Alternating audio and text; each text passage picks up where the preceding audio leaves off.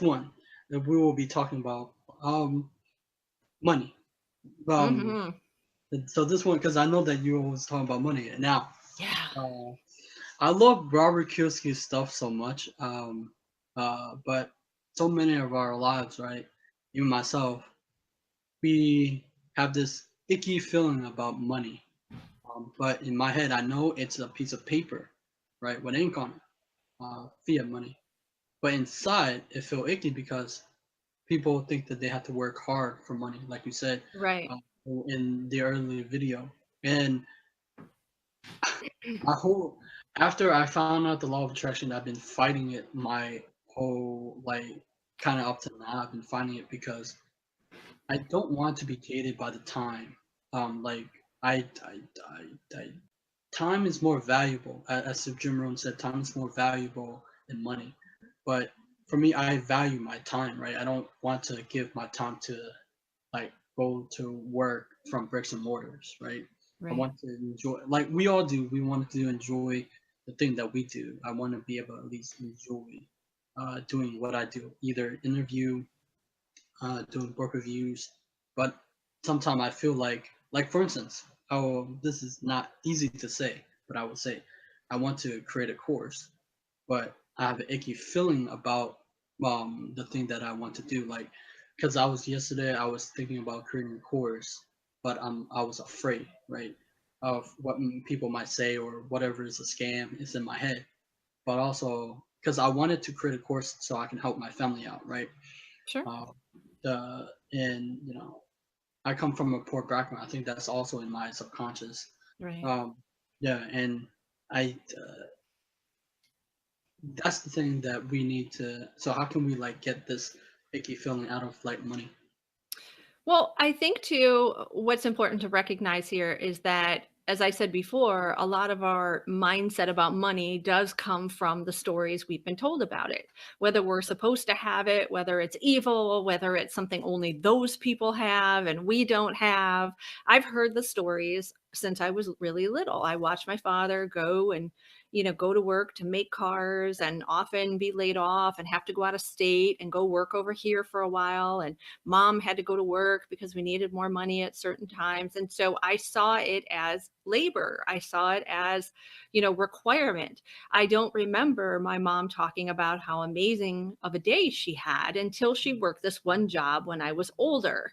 And I started seeing my mom have fun with work and talk about it and go in early or stay and, be sort of just absolutely happy from her experience. And so I grew up, unfortunately, the seed was already planted that, work was hard and to make money meant to work hard. And then here's the other thing, we grew up in the poor neighborhood and went to public schools and all these kinds of things. There were these people over here who had bigger houses and were very wealthy. And you would hear the comments from people, not just my parents, but just anybody, about something that, oh, it must come easy to them, or they must have inherited that money, or there was some ulterior motive as to why they were successful. And so I believe that when I started actually making money, that there's something wrong here because like you said, I got an icky feeling. I got this feeling that, oh, this wasn't going to be forever. Oh, I better hurry up and hold on to this. Or I wonder why I'm so successful right now. What's going on? And so again, I created a negative energetic pool to start to pull that money away from me. And guess what? I lost the money. So, or I struggled. And then when I finally got to a space of recognizing these old stories, these old tapes, for us old kids, we had tapes, or you're buffering your little, DVD player kind of thing, Blu-ray, to replay the same story over and over again, that I had the power to just let that go. I actually just did a live on Instagram about this, that if you recognize that the people who wrote your story were typically your parents or caregivers, whoever was responsible for taking care of you, were the ones who actually wrote the story, that most of the story you've been living isn't even your own. It's created by somebody else's ideals, not out of malice, but just because that's what we do. And we write somebody else's story. We write our children's story, we write our students' stories, and they find themselves having to discern who am I? What am I about? What part of the story is me? 9 times out of 10, none of it is you. None of it is you. And so I've taken a whole different style to parenting because of this, where I'm really a hands-off parent. Sometimes I'm judged by others by how much hands-off I am. I'm very hands-off with my doctoral students. I allow them to lead the way, and I find that really sweet spot that says, I need you, and I'll come in and I'll help. But most of my children's emotional decisions are their own. Um, Most of my students' success is their own. I don't want to be the dissertation chair who, made you successful. I want to just be a process in your journey. Same thing as your mother. I want to just be in the back scene here, helping as needed, but you making the decisions for yourself and creating your own story, as much of a struggle or success that needs to be. So I think that all comes from why we struggle with money, because we believe the stories we've been told about it. And the minute we can just release that and say, when I am successful, this is a new story I'm writing for myself now. I challenge you, go write that curriculum program. Because the first time I wrote mine, I was like, nobody's going to buy it. I woke up the next day, nobody bought it. I had to surrender, and I said, you know what? This is great content. Someone really can benefit from this. I can really help a lot of people. And when I make money, guess what? I put that money back in my business, and I can help more and more and more people. Guess what? I sold 50 programs within that month. That wasn't huge for some people. For me, that was huge. And it was just money. PayPal said, here's money, here's money, here's money. And that's how we change our perceptions about money, is we recognize who wrote the story. We let that go. I'm looking at your bookshelf. We lift up our life book and we stick it on the shelf, just like any other book that we're done with. And we get the notebook out and we start rewriting our story. But you know what? My spiritual teacher would even say, the fact that you feel you need to write a story is still ego. And so if you can just let your story go and say, I want to just allow life to happen, more amazing things even happen. So I'm still learning that part. I'm still trying to get up to the guru status and let go of my story. I still feel I'm rewriting my story on my own now. Nobody else is writing it. But the fact that I still need to write it is why I still struggle in some aspects because of that. That's something not easy to do. I was like, yeah, I still, right. Yeah. What you said is right. Thank you so much for that. Yeah. Well, actually, most of the people, speaking of which, I'm trying to pull which one. It doesn't matter. Okay. People know this. You know her, right?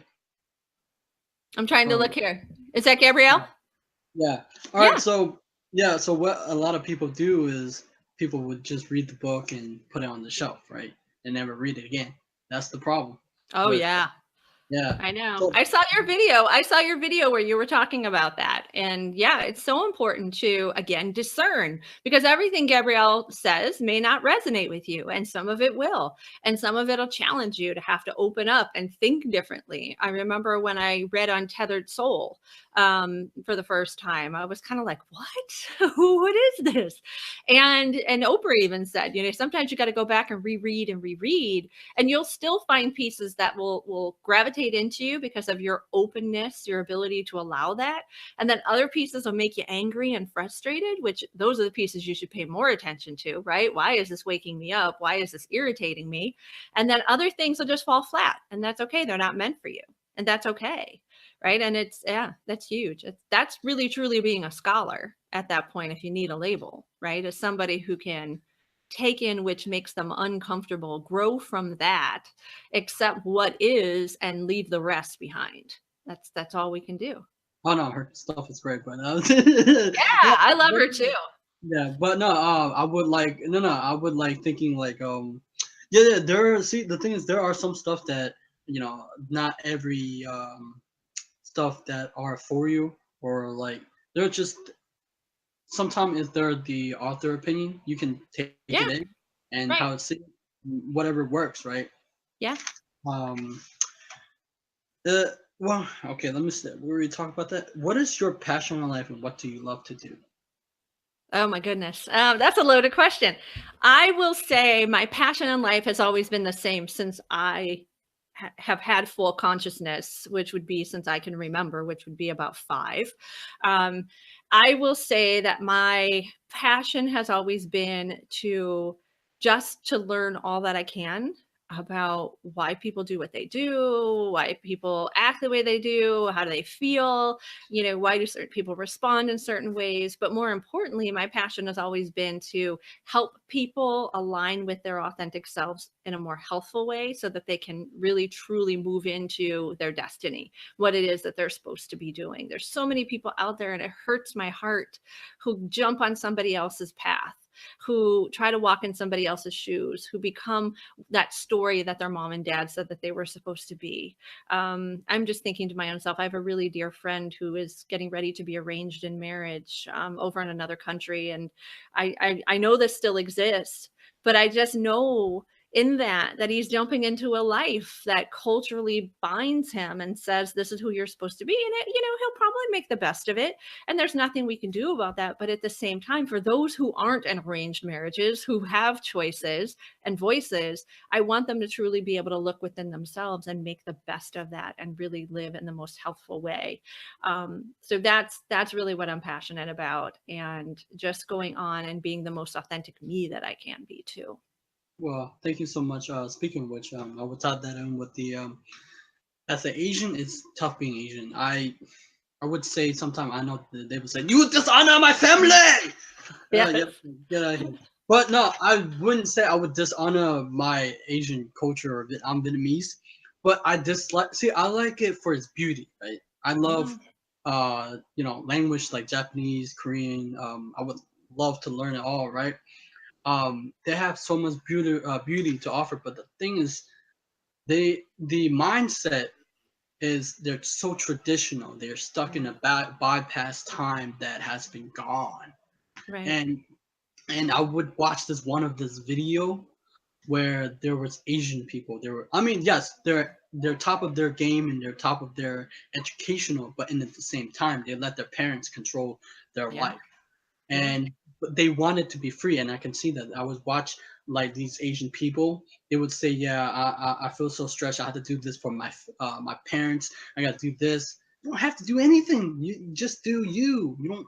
I know that people want to, please their parents, but Wayne Dyer actually affect me the most when Yeah. he say I would.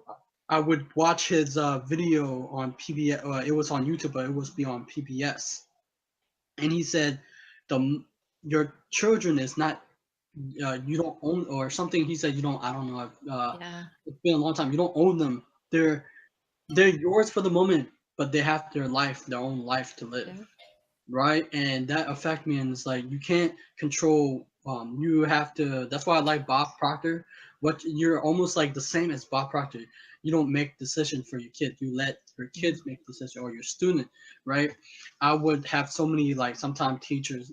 The thing is, I liked it the way you say it. You see it so clearly. Like you're right. People try to control my life, right? Teach whether it's my mom, um, teachers, or they would direct me, but I wouldn't like that. I would like to be free in my thoughts. Um, like for instance, I had one therapy. I mean, I'm grateful for her for introducing me to my the self-fulfilling prophecy, but I disagree sometimes with most people in the world where just go outside. It's okay to go outside, but I'm more introverted. um, I like to my time is to be able to enjoy reading, to enjoy doing spending time what I like to do, whether Yeah. it's watching something, whatever. But I feel like people like to control, like, oh, you should go outside and you socialize. I can do that anytime I want to, Right. whether if I can like do this and do that. But it doesn't. I feel like sometimes people want to like control. Yeah. Well, it's funny you mentioned that because with my kid's father being Filipino, he once told me, he said he had 3 options in life: be a doctor, be a nurse, or be nothing. And he's none of those. And it was really interesting because I didn't always see a deep reverence from his parents toward him as there was toward other family members. Or when they found out that I was Dr. Renee, it was wow. But then I wasn't a medical doctor. So then I kind of got disqualified a little bit in that list. And I said, wow, that must have been a really tough journey to have to live with, because my parents were very different. It was always, be whatever you want, be whatever you want. And, I truly love that, but I didn't know what I wanted to be, right? I needed some direction. And yet he had so much like constriction to be these certain things. And I had no guidance on how to be, because my parents didn't even graduate high school. They had no idea what they were doing with me.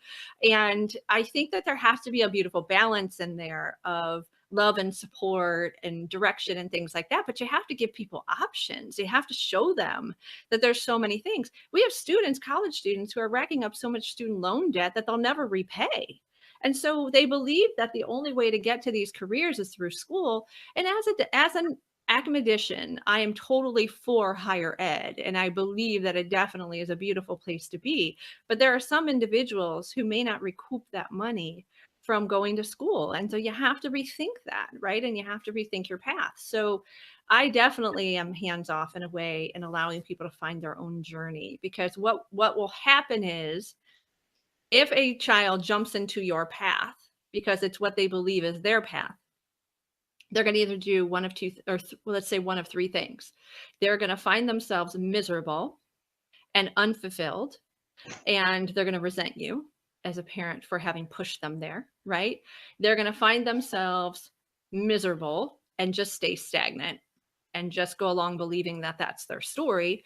Or three, they're going to go on and have to do something completely different later, right? And they may not have enough energy in which to pursue that at that time. That's where a lot of my clients are. They're tired, they're exhausted, they've worked in jobs that they've hated for far too long, and they're burnt out.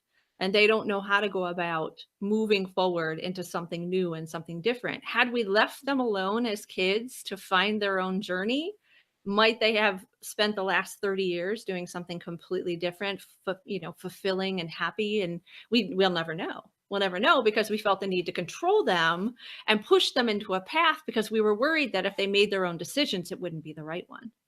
And I know every time my children make their own decisions, it has a greater chance of being the right one than if I make it for them.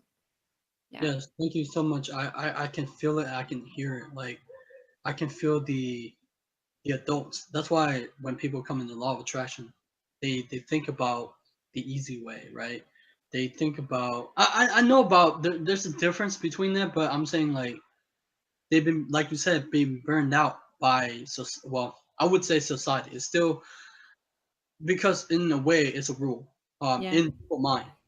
It's a way of the story, because I get it breaks my heart that there's this lady that I look up to. She like I said earlier in this video, she was a counselor, and I would look up to her, but she would, tell me that if I don't go to school, I would be a loser for the rest. Or she, no, she wouldn't didn't say that. She was like, he wouldn't be nothing. That Yeah. kind of hurt me, and I was like, but you don't know that. You're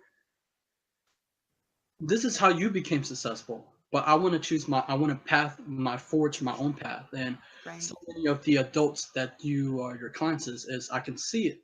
It's because they they listen to someone else, or society. Because I can tell that I listen to my friends. I don't have I don't I don't have somewhat common in them anymore. I Yeah. still care about them, but I don't have anything in common. The way they think about the 9 to 5 job, right? The um, the ugly side of where, about Seth Godin. Mm-mm. No, I don't think so. Um, he's a great. You should listen. There's a book great for you. That's called Purple Cow. Purple Cow is a great book for marketing. Okay. Um, he would say that school wasn't built for us. School was built. If you, I looked into the history. It was the reason why school was built was for so we can go to work for the rich. But nothing wrong with that. But I mean, we're surrounded by rich people anyway. But they would put like into like a military. Like we would like that's why you where you see the teacher would say don't do that. That's like kind of like Right. a military. It's a military. I saw the history, um, and how like why we create why student would go from Monday to Friday so they can work from 9 to 5, but it was more control of the kid's mind. Mm. I mean, nothing wrong with that. I think that the beauty is, like you said, you believe in higher education. I love education, but not into the degree that people control how you inject your mind, right? Um, Right. Knowledge. And like you said, student loan, right? A lot of people have the myth about student loan. I would go into the books and I would read about student loan, and I think that Right. because right, and students are not educated on the student loan. I remember I talked to my uncle, but I had the knowledge uh, that student loans are bad, right? And and I would ask him. He would place his son, and he would like say because everybody do it, but everybody do it does not necessarily mean that it's a good thing, Right. right? And I disagree with that with the student loan. And also going to school is good when you know where you like a path, right? Yeah. Where a Yeah, path was absolutely. good. That's great. But for me, like if you were spending your time and energy and effort and investing that time, but you're lost, like I was, then it will be wasting of your parents or your energy or time that you can be doing something amazing with your life, right? Right. And Yeah. I think that it's had to be the individual have to find their own purpose in life instead of Yeah. following like the path of someone else because it hurt me, right? So when you said your friend, he was in an arranged marriage, it's a big thing in Asian culture, but I don't know about mine. But in other culture, because I would date my ex, she's an Indian or India. She was born in Nepal, but she Hmm. came to America, and I found out why she also broke up with me because I'm not Indian. I'm not her culture. I'm not uh, uh, her people. So it would because she would care about her mom. So she would date other. I found out that she dated other India, her own people. I Yeah. think that it would. I think that Asian people should be let go because they're. I feel like they're more in trying to control people's future. No. My message is you shouldn't control people's future. They should control their own future. Yeah. No. Yeah, but Yeah. again, it comes back to discernment. People are afraid because when they know that this feels different for them and it doesn't feel right in their system, you either have one of two options. You can go away from it or you stay. And a lot of people choose to stay because the outcome of rebelling against their parent or choosing a different path is not a risk that they want to take. Well, guess Yeah. what?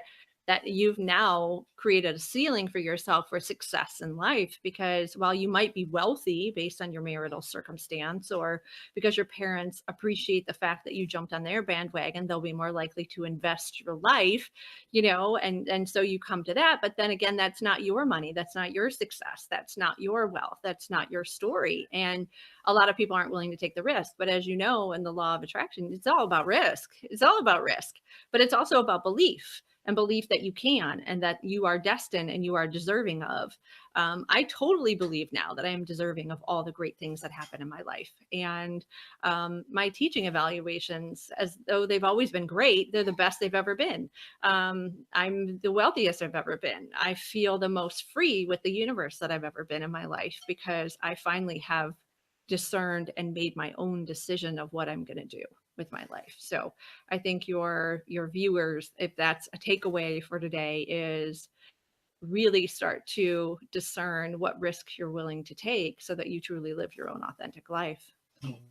Yeah. Yeah. But I think that also when people get into the law of attraction, they're afraid to take risks. They Oh believe yeah. bad, but or Scary. failure, or It's yeah, scary. Right. yeah. Hmm. And they would people would afraid of failure. What if this doesn't happen to me?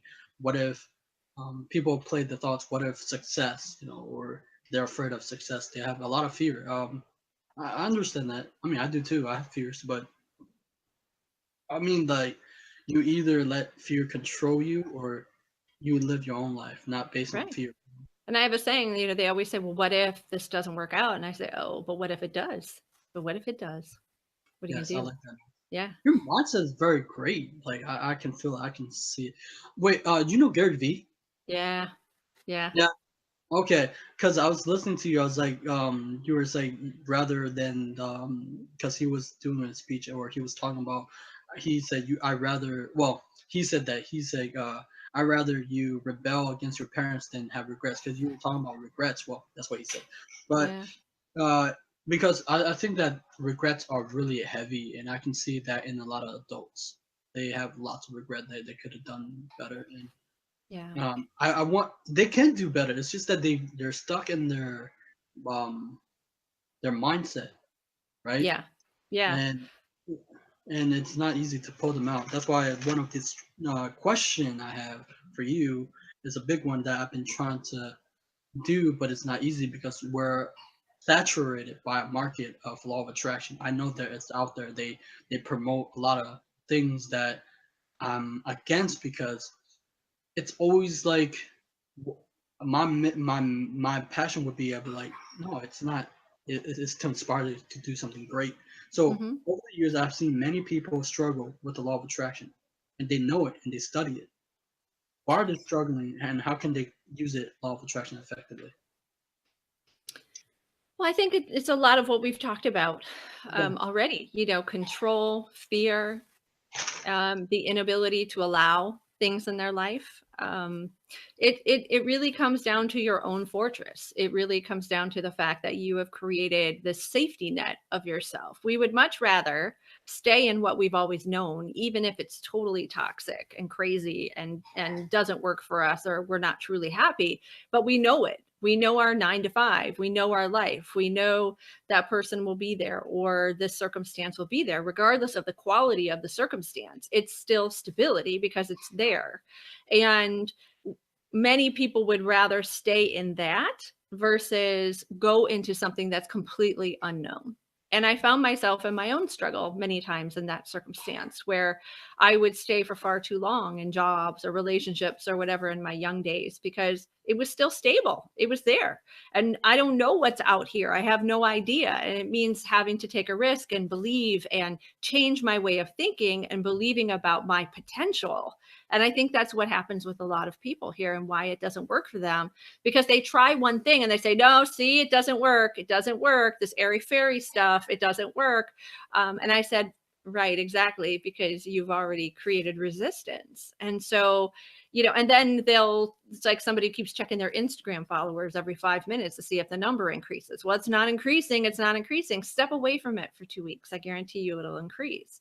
And so there's this point of we have to put in the work. We have to do, what we need to do to be successful. But at the same time, there's a moment where you've got to walk away and you've got to trust and allow those kinds of things to come about. So I think it has a lot to do with the control, the fear, failure. What is that, right?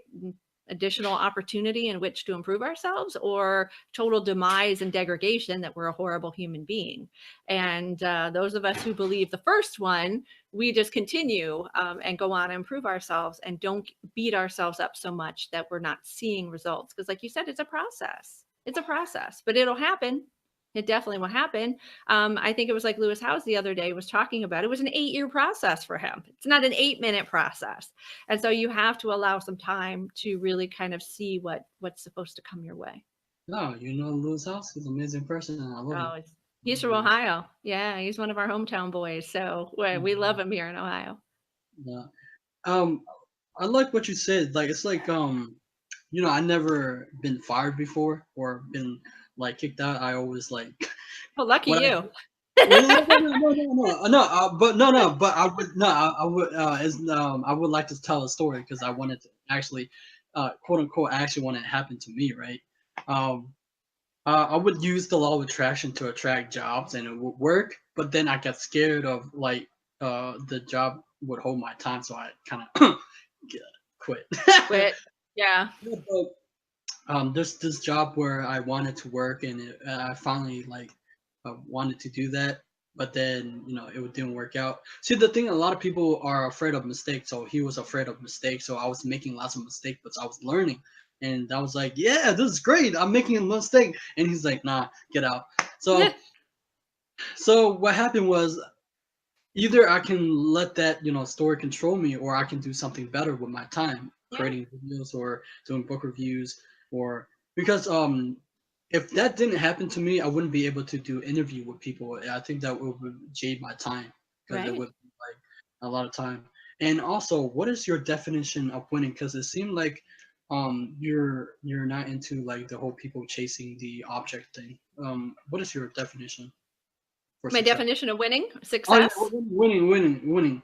Yeah. So Um, I think that that has to be self-created. I think whatever, just like I don't compete with anybody, I really don't. I don't even compete with self. There's this new model out today that says, we're not in competition with anybody else. We're just in competition with who we were yesterday. And even then I have a hard time. I don't know if this is really philosophical, but like, why would I compete with myself? Like, what am I out to do? Am I out to degrade who I was yesterday and prove how less I was yesterday, or am I here for ultimate self-fulfillment, which is building on each day and being something more each day? So my success, or my definition of success or winning in my perception, is being able to say I've learned one more thing today and having done something more today with it. That's really what my life is about. I think it's hard enough. You got enough forces out there trying to beat you up and tell you aren't good enough. Why would you do that to yourself? Why? You are all you have. You are your best friend. You are your best motivation, your best ability to do that. You don't need to compete with any aspect of your soul, and you don't need to beat yourself up for anything that you've ever done, because again, you're all of your experiences, regardless of how harsh they are or good they are. So, you sound like a great mother. I'm sorry. I oh, was like, thank you. Thank you're you. welcome. And my kids are like, "When are you wrapping this up, Mom? We're hungry." So, yeah, they're gonna Yes, sir. start getting on you in a minute. Yeah, sir. One more question, then we'll be done. No problem. Um, since I don't have kids yet, I always wanted to ask this one. How can we? How? Yeah, I can't read my handwriting. That's Um, okay. how if as a parent, since you said you weren't prepared to be a parent, how can we raise them to become successful, or how can we raise them right, or whatever that, in the term of your. Oh, it's easy for me to say this now. Leave them alone. This is my greatest lesson to parents. That doesn't mean what it sounds like, but literally leave your children alone. The way that we do this is, and I'm probably saying this word 1,000 times about discernment again, is recognizing, like you said earlier, we don't own anything. Nothing in this universe is ours. And the more that we recognize that ego again is what creates the illusion of attachment, that we're supposed to belong or own or acquire. And we even say the word our children, right? It's like the children. This is the daughter, the son. It's hard to say that because again, we have a sense of they belong to us. And the minute that we have an attachment to something, that again is rooted in ego, it's going to lead us to again create a story for somebody else or not allow someone to be self. So I say leave them alone as much as you can, which means every time that something bubbles up that you start to be uncomfortable with, I always say go within your own story and say, why is it uncomfortable to me? We all have our own inner child, right? I have a meditation out on inner child, and that's something that either wasn't fulfilled the best that it could be along the way in our life. And so this little child still exists with needs within us from time to time.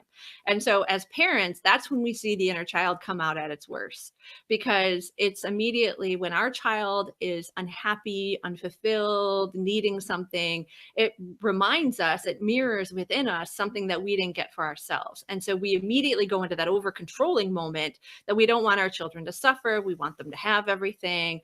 And so we tend to overindulge them. We tend to just, do too much for them. And again, now we're getting to a space where they're not themselves. They're a mirror image of us. And then when they rebel against it, guess what happens? Oh my God, my child is just acting out and this, and that. And so there's this conflict that starts to emerge between them. So we overprotect. And then when they rebel, as they rightfully should, we feel the need to correct that. When in actuality, it's a self-correction to say, wow, why do they feel so controlled by me? Why do they feel such a need to rebel? What do I need to back off on? What am I not allowing them to grow authentically? And that, to me, is what needs to happen. It really needs to be more self work as parents. We need to be really focused on improving ourselves, because then that manifests into our children's lives. I have been criticized for being a working mom, my stay-at-home mom friends. Oh, your children are missing out. No, they're not. They're actually having more time to be themselves. And you know what? I've got amazing human beings in the world who are doing great things. My son is a giant animal activist, has a huge Instagram following at the age of 7 because he's doing it. As much as I feared, oh my God, people will negative, or say something about you, or the negative people who might find you, all those kinds of things. I don't fear that anymore because I know that his success is what he needs and he'll be great. So I think it has to be a balance of not doing, allowing them to shape their own lives, and going and doing your life and being happy too. And the two worlds will come together. And it's pretty easy. It's actually easy to be a parent in that way. When parenting is hard, you got to ask the question of, what am I not doing for myself? Yeah. Oh, thank you so much. I would say, wow, you're like, so like I was like, I'm sitting at the presence of really smart woman right here. Oh, thank you. Thank you so much. Thank You're you. welcome. You're welcome. Where can we find you? Well, you can find me at transcendentheart.com is my business page for coaching and things like that. Also, every Thursday, 8 p.m. on Blog Talk Radio /Inner Revolution. Show is live 8 p.m. every single week. And also, I am Dr. Renee One Life on Instagram if you want to follow me there. Thank you so much. I'm very grateful for you doing this interview. Oh, thank you so much for reaching out to me. And it was a pleasure to do this. Right. Subscribe to my channel, like my video, and I'll see you guys next time. Bye bye.